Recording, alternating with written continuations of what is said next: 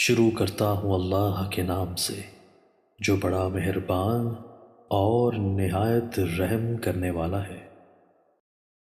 حضرت ابو دردہ رضی اللہ تعالیٰ عنہ سے مروی ہے، جب ان کی وفات کا وقت آیا تو انہوں نے کہا، میں تمہیں ایک حدیث سناتا ہوں جو میں نے رسول اللہ صلی اللہ علیہ وآلہ وسلم سے سنی ہے۔ آپ فرما رہے تھے، اللہ کی عبادت اس طرح کرو جیسے تم اسے دیکھ رہے ہو، اگر تم اسے نہیں دیکھ رہے تو وہ تمہیں دیکھ رہا ہے۔ اپنے آپ کو مردوں میں شمار کرو، مظلوم کی بد دعا سے بچو کیونکہ مظلوم کی دعا قبول کی جاتی ہے، اور تم میں سے جو اس بات کی طاقت رکھے کہ وہ عشاء اور فجر کی دونوں نمازوں میں حاضر ہو، اگرچہ گھٹنوں کے بل ہی کیوں نہ ہو،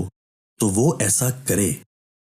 حضرت ابو ہریرہ رضی اللہ تعالیٰ عنہ سے مرفوع مروی ہے کہ میری امت میں 4 کام جاہلیت سے تعلق رکھتے ہیں، لوگ انہیں کبھی بھی نہیں چھوڑیں گے: نوحہ کرنا، حسب نسب میں طعن کرنا، جھوٹ سمجھنا کہ ایک اونٹ کو خارش ہوئی تو اس نے 100 اونٹوں کو خارش زدہ کر دیا، بھلا پہلے اونٹ کو کس نے خارش میں مبتلا کیا، اور ستارہ پرستی کہ ہم پر فلاں فلاں ستارے کی گردش کی وجہ سے بارش ہوئی۔